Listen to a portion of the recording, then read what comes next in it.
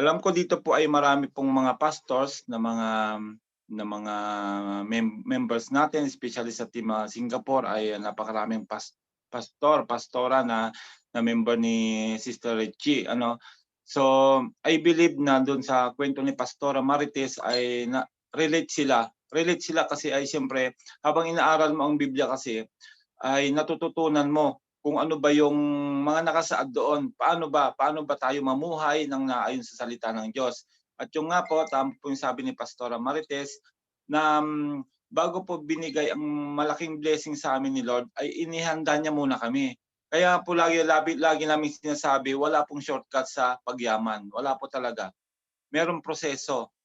Ang kagandahan lamang po sa inyo ngayon na mga bago, mga starters, mga guests, o mga coordinators, napakaswerte nyo ngayon. Bakit ko nasabing napakaswerte ninyo?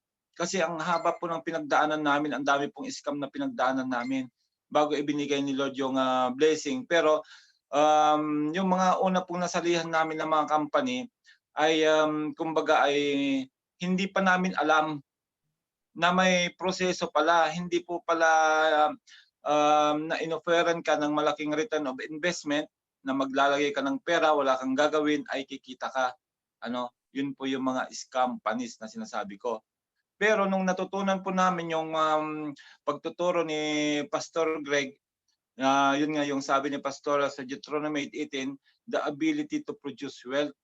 Ganun pala. Yung 21 series na yan nung itinuro sa amin ni Pastor Greg, doon po talaga naliwanagan yung isip namin.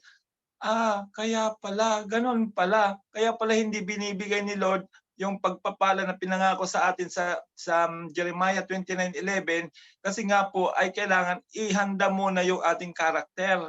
Yun po yung susi, mga kapatid. Yung munang karakter muna ang ayusin natin.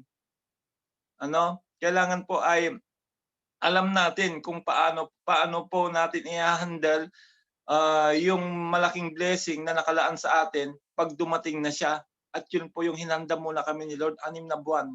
6 na buwan 'yan na hinanda muna kami ni Lord. Kaya sabi ko nga, ang Team Europe International na-create ito na dumating si Crowd1, ito ay napakalaking pagpapala sa ating lahat. Mana po ito, mana na ibinigay sa atin. Dahil sabi nga namin, panahon ng pandemic, wala kaming mga trabaho. Sino ang mag-aakala ni isa man sa amin na ibibless kami na Lord during pandemic, during total lockdown sa Italy, kung hindi po kami binigyan muna ni Lord ng wisdom. Wisdom po ang hiningi namin. At yung wisdom na yun po yung nag-drive sa amin para tabuin si Crowd1 at nung trinabaho na namin sabay-sabay, tulong-tulong, naging successful po kami. Kaya lagi kong sinasabi, napakaswerte nyo na ngayon lang sumali, napakaswerte nyo. Kasi nung nagsisimula po kami, wala pong nagturo sa amin. Wala po kanya-kanyang aral. Ako po yung taga-aral. Siyempre, sa haba na po ng karanasan ko sa networking at MLM, 25 years na po, siyempre, madali ko na lang matutunan kung ano yung pagkakaiba ni Crowd1 sa mga nasalihan kong mga networking company. Na nung makita ko, ako mismo ay nabaliw.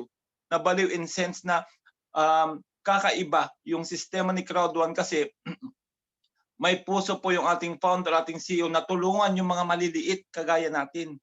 Hindi lang puro sa mayayaman. Di ba sabi doon, ang gusto nila dahil nga po yung mga malalaking company, ang yaman ay napupunta lang sa Amerika. Sa Amerika yung pong sinabi ko noon na Silicon Valley. Doon po napupunta yung mga yaman talaga ng buong mundo. Pero prinig po yun ng ating founder, ng ating CEO. Dahil sa napakatalino nila, may puso sila, gusto nila na yung kikitain sa Crowd1, yung billions na kikitain sa Crowd1, ipamahaga yung 80% sa atin. Imagine mo yun, 20 lang ang kinuha nila, 80% ibibigay sa atin. Meron bang company na ganon? Di ba? Ang sistema po natin ay para po tayong sistema ng Facebook, sistema ng Uber, sistema ng Airbnb, parang pinaliwanag kanina ni Ma'am Lorna, yung hindi man nakahabol kanina. Parehas po yung sistema natin, pero yung po mga nabanggit ko ng mga company, ng mga dambuhalang company na yun, hindi po nila binibigay yung profit sharing nila sa mga user. Samantalang tayo, membro ng Crowd1, 80% nakita ng company ibibigay sa atin. Gaano kalaking pagpapala po yan na matatanggap natin, di ba? Halos ibigay na sa atin lahat. Gusto lang matulungan tayong lahat na maliliit na maranasan din nating mabago yung mga buhay natin. At nangyari na nga na nung trinabaho na namin si Crowd1 sa loob lang ng isang buwan na pagsusumikap namin, ay nakamtan po namin yung time and financial freedom. Take note, hindi ka agad. Trainin muna kami ni Lord. 6 na buwan kaming train sa biblical economics bago niya binigay yung blessing sa amin. Kaya maswerte kayo mga nandito ngayon dahil hindi na kayo mahirapan. Meron na kami araw-araw ng webinar na sinasabi namin, ito na magpapabago ng mga buhay natin. Nabago na yung buhay namin eh. Gagayahin nyo na lang kung ano yung ginawa namin. Huwag kayong maniniwala doon sa mga nagsasabing scam. Scam yan, wala kang mapapala dyan, kung ano-anong naririnig natin. Saan ba kayo maniniwala doon sa mga walang result o doon sa may mga result na? Napakarami na pong may result sa Team Europe International. Sinong pananiwalaan nyo? Yung magsasabing scam o kami na mismong blinis ni Lord? Blinis ni Lord kami dito sa Crowd1. Tama po yung sinabi ni Pastora. Alam nyo po ba,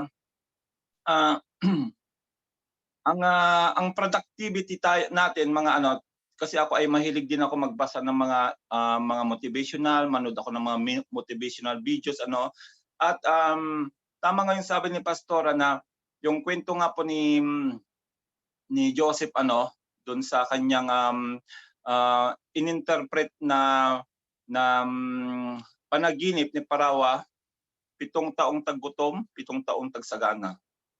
So alam nyo, ang tagsagana nating mga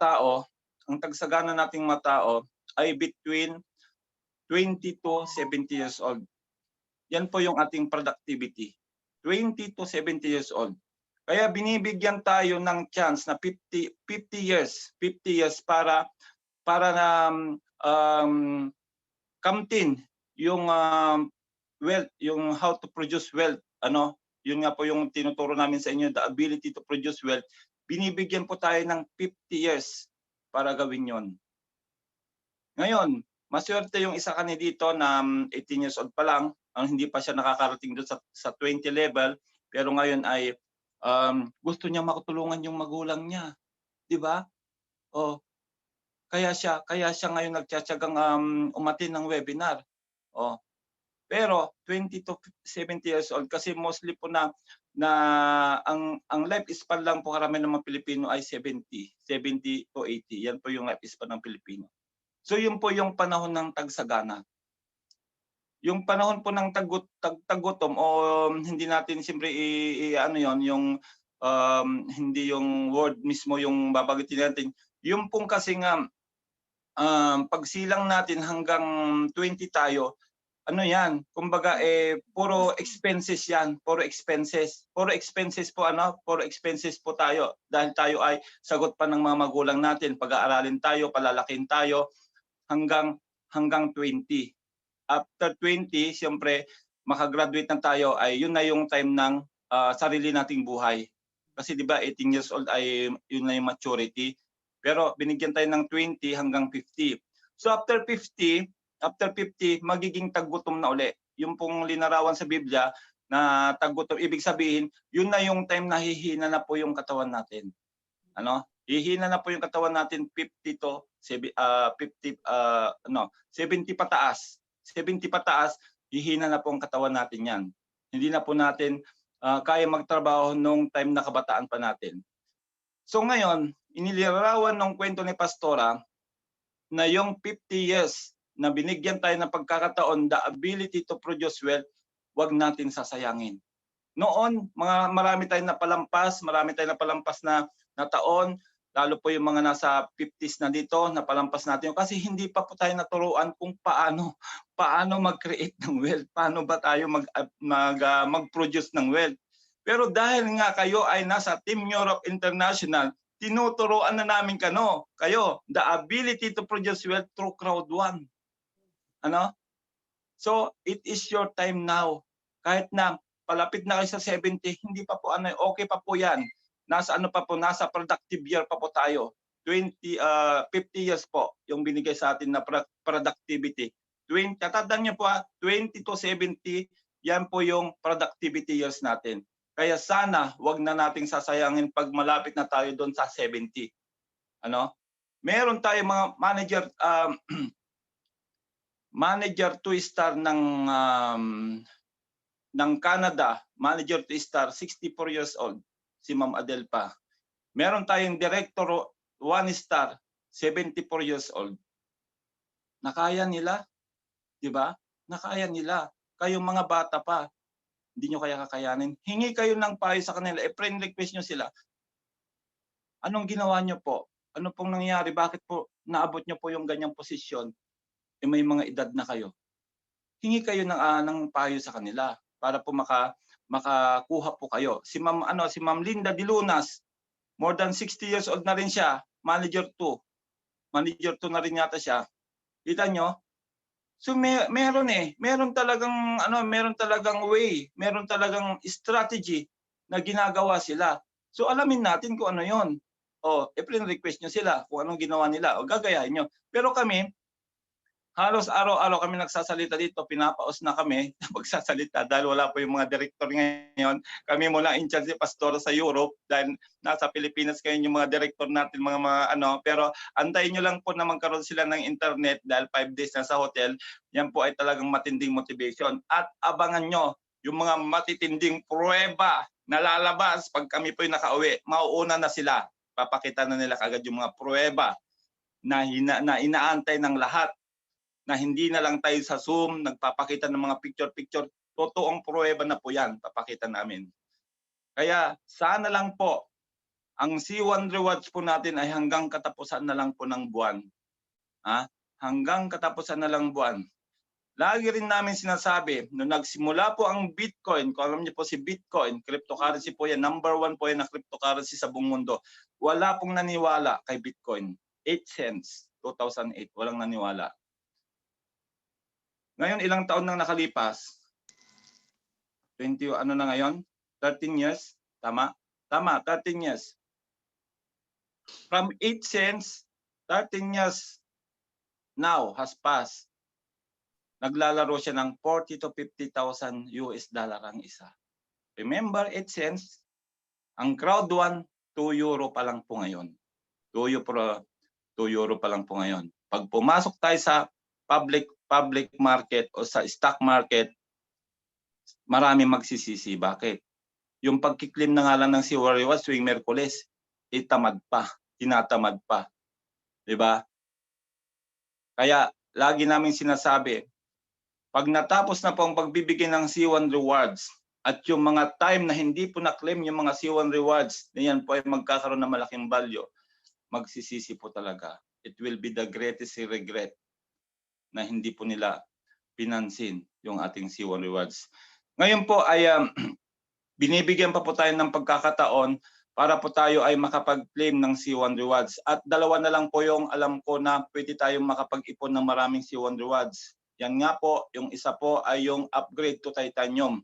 Ang epic promotion natin ay hanggang March 31 pa po yung normal epic promotion. Yun po yung black to gold upgrade, 1,750 C1 rewards. Napakalaki po niyan. Ang value po niyan ay 3,500.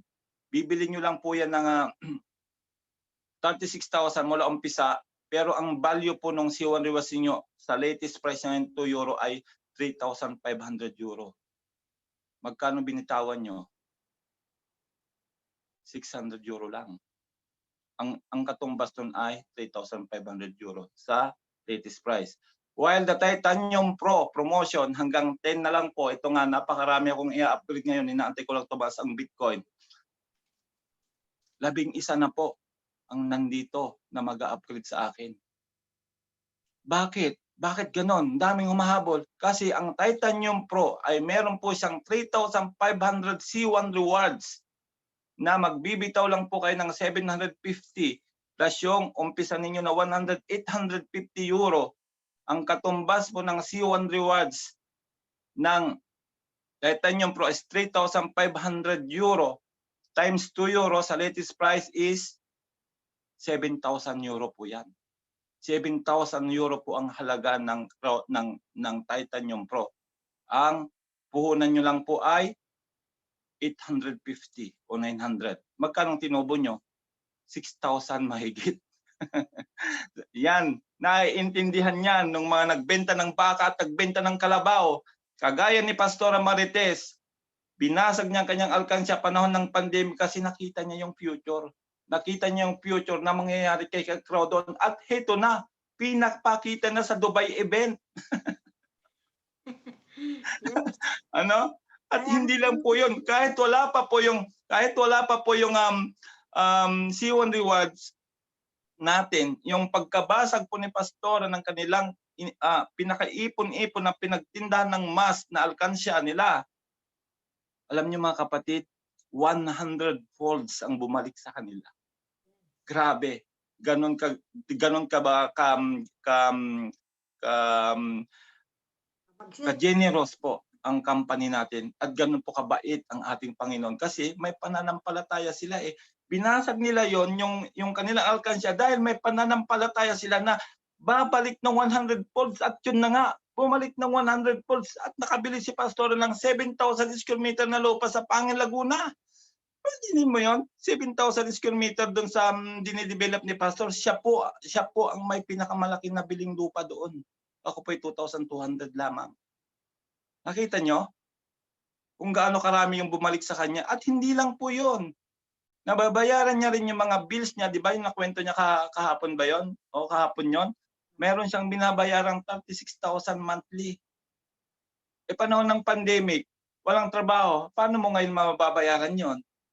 O, yung pagkakaputas ng alkansya ni Pastora, nabayaran lahat ng kanyang pangangailangan. Nakita nyo kung paano ibuhos ni Lord yung blessing sa amin? Na-train niya muna kung paano mag-produce ng wealth. So mga kapatid, mga members natin nandito o mga guests, kami na po yung nagsasabi na ang crowd one po, hindi po yun basta na lang dumating na ganon. Dumating po ito dahil ito po ay napakalaking pagpapala na binigay po sa amin. Umiyak kami sa Panginoon, Lord, bigyan nyo kami ng tamang company. Na yung company na yan na po yung magpapabago ng buhay namin, hindi na po kami may scam. At totoo nga, yun na nga po talaga. Ito na nga po talaga. Kaya sabi nung hindi ko yung makakalimutan yung speech ng ating CEO, former CEO, sabi niya doon, this will be the last network na sasalihan ninyo. At ito na po yung last network na sinalihan namin dahil nga nabago na yung buhay namin eh, di ba? Grabe, kaya pag naalala ko po talaga yung nag-i-struggle namin ay hindi ko talaga mawari yung kabutihan ni Lord, yung mga naniniwala sa kanya, may pananampalataya. Grabe po. Kaya sana po, kami na po nagsasabi sa inyo, huwag niyong palampasin ang opportunity na ito bago po natin pagsisihan sa bandang huli. 6,000 po ay hindi niyo kahihirap. Ang 6,000 po ay kayayaman niyo po yan. Basta trabahuin niyo lang po ng maigi. Gawin niyo yung mga sinasabi namin dahil may result na po kami eh. Effective po yung ginawa namin. Gagayahin niyo na lang, kokopyahin niyo na lang. Pero siyempre, haluan niyo lang pananampalataya ng may panalangin. Kasi kung hindi man dumating pa yung tamang tao sa inyo ngayon, ipag-pray niyo, Lord, bigyan niyo po ako ng agila na tutulong sa akin. Maraming may pangarap dito, si Ma'am Divine magkabahay, si Ma'am Lorna magkabahay. Pero granted po yung kanilang wish dahil nakikita namin yung kanilang effort na ginagawa ngayon. So yun lang po, I hope po na tayo po ay may natutunan sa turo ni Pastora tun sa journey namin dito bilang mga top leaders ninyo sa Team Europe International. Binabahagi po namin ito dahil gusto namin na kayo din po ay mapagpala. Yun lang po at God bless po sa ating lahat. Grabe naman yan, Sir Eden. Nakakaiyak. Pastora, parang nalalaglag yung luha ko.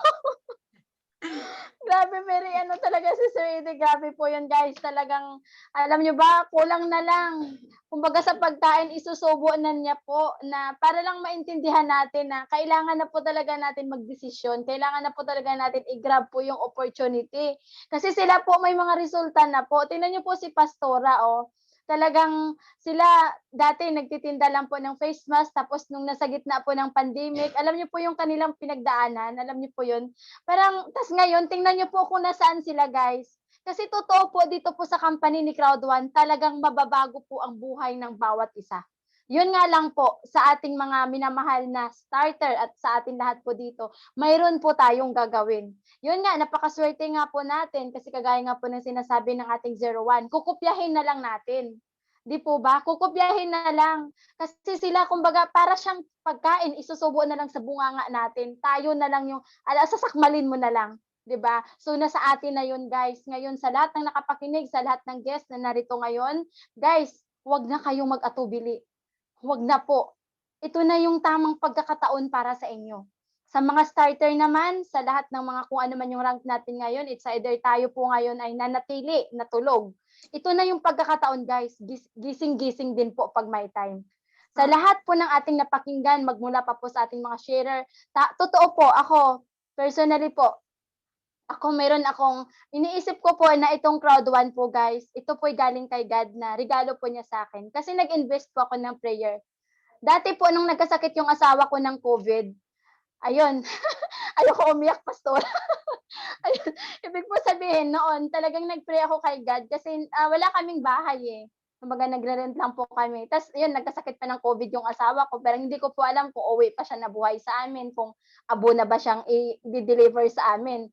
Pero dahil nga na 'pag ikaw totoo po yung sinasabi ni Sir Eddie at ni Pastora Marites, kapag tayo po may pananalig sa Panginoon na mangyayari po yung mga bagay na inaasahan natin, dahil ang Diyos po tandaan natin, ang Diyos po ay totoo. Buhay ang Diyos. Kung gaano